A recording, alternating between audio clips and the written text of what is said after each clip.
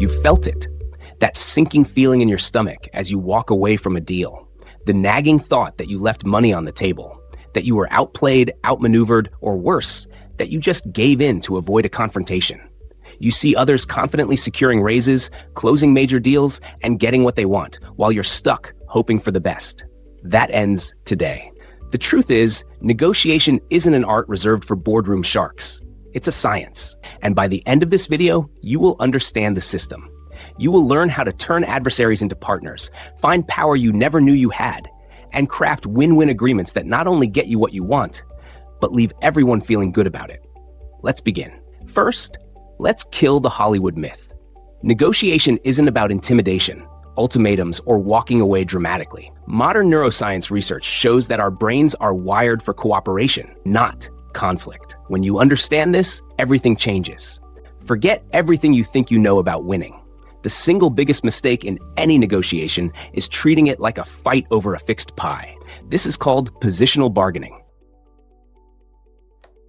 I want $100,000. I can only give you $85,000. You're just two people shouting numbers from opposing fortresses. It's exhausting, inefficient, and almost always leaves value on the table. The elite negotiator operates differently. They focus on interests, not positions. A position is what you say you want. An interest is why you want it. The 100K salary isn't just a number. The interest behind it could be security, recognition, or matching a previous salary. $85,000 isn't just a budget constraint. The interest could be fairness across the team or reserving funds for a performance bonus. When someone says they need the project done by Friday, that's a position. The interest might be avoiding weekend work, impressing a client, or meeting a board deadline. When you understand the underlying interests, you stop fighting over the pie and start looking for ways to make it bigger for everyone. Your power in any negotiation is born before you even enter the room. It comes from your preparation. There are 3 non-negotiable steps. First, define your interests. What do you truly need to walk away with? Be specific. Second, and this is the most important concept you will learn today, determine your BATNA. BATNA stands for Best Alternative to a Negotiated Agreement. It's your walkaway plan. It's not your bottom line. It's a completely different, active plan. If you're negotiating a salary, your BATNA might be a solid offer from another company or the financial security to freelance for 6 months. A strong BATNA is your ultimate source of strength. It gives you the power to say no thank you and mean it. Without a BATNA, you're not negotiating, you're begging. Third, research their side. What are their likely interests? What are their constraints? What might their BATNA be? The more you know, the more options you can create. This preparation allows you to identify the ZOPA, the zone of possible agreement. This is the overlapping space between your walkaway point and their walkaway point. Your entire job during the negotiation is to steer the conversation into this zone and claim as much of it as possible while ensuring they feel they got a great deal too. Harvard research shows that making multiple offers simultaneously reveals someone's hidden interests faster than any interrogation technique. Present 3 equally valuable options and watch them gravitate toward what really matters to them. This framework, from preparation and opening statements to testing assumptions and bargaining towards a close, is your roadmap. But it all rests on that foundational work, shifting from positions to interests and knowing your BATNA cold. When you're prepared, you can manage the process with confidence, adapt your communication style, and build the trust needed to maximize value. Okay, it all sounds perfectly rational, doesn't it? Prepare, find shared interests, expand the pie, hold hands, and sing campfire songs. It's a beautiful picture. But what happens when the person across from you didn't get the memo? What happens when you're facing a hardball negotiator, a shark who sees you as lunch?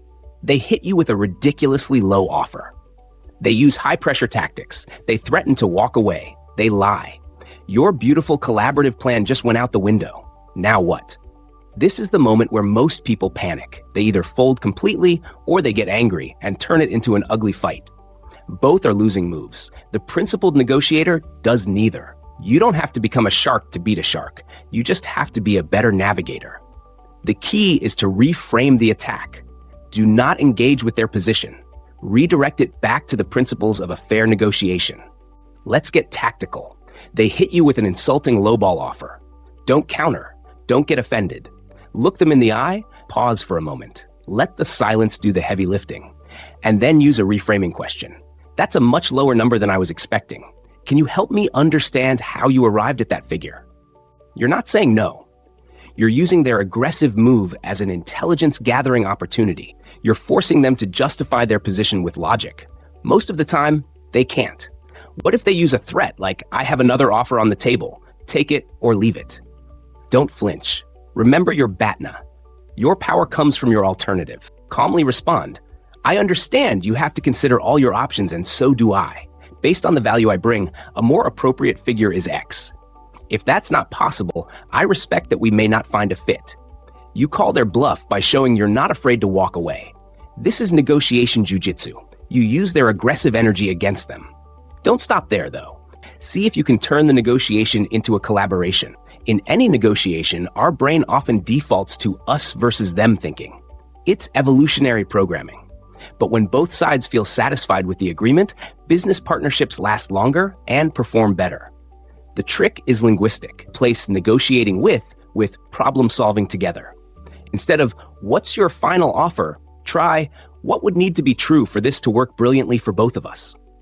See how that changes the entire dynamic? You've just transformed a zero-sum game into collaborative innovation. But wait, what happens when your perfectly prepared, interest-mapped, partnership-building approach crashes into reality? What if they're not interested in win-win? What if they play hardball, issue ultimatums, or try to manipulate you? Here's the uncomfortable truth. Some people will try to exploit your collaborative approach. They'll see your preparation as weakness, your interest mapping as naivety, and your partnership building as an opportunity to take advantage. So, here's the million-dollar question. How do you maintain your principles while protecting yourself from predators? How do you stay collaborative without becoming a pushover? This is where most negotiation training fails you. They teach you to be assertive or know your worth, but they don't give you the tactical sophistication to handle psychological warfare disguised as business discussion. The solution isn't to abandon collaboration, it's to upgrade your negotiation strategy. Name the game. If they're using obvious tactics, you can call it out politely. I'm sensing a lot of pressure to make a decision today. I want to make the best decision for both of us, and to do that, I need to base it on objective criteria, not pressure. You've just shifted the focus from a power struggle back to a principled discussion. You're changing the rules of engagement. This is how you play hardball fairly and ethically, turning a competitive showdown into a collaborative problem-solving session. So, let's bring this home. Effective negotiation isn't about being the loudest person in the room. It's about being the most prepared. It's a systematic process. Shift your mindset from combat to collaboration. Do your homework, know your interests, and build a rock-solid BATNA. That is your true power. And when faced with difficult tactics, don't descend to their level. Reframe, redirect, and focus on the problem, not the person. Watching this video gives you the knowledge, but knowledge without action is useless. So here is your Launchpad challenge, your action plan for this week. I want you to conduct one micro-negotiation. This isn't your annual salary review. It's small. It's low stakes. Negotiate a project deadline with a colleague. Negotiate which movie to watch with your partner. Negotiate the price of a coffee mug at a flea market. Your goal is not to win. Your goal is to practice one specific skill. When the other person states their position, I want to watch an action movie, your only job is to ask a reframing question to uncover their interest. What about an action movie sounds good tonight? Maybe their interest isn't explosions, but excitement and escapism. Now you haven't just got one option, you have a dozen. You've just started to expand the pie. Go apply this, master the micro, and you'll be ready to command the macro.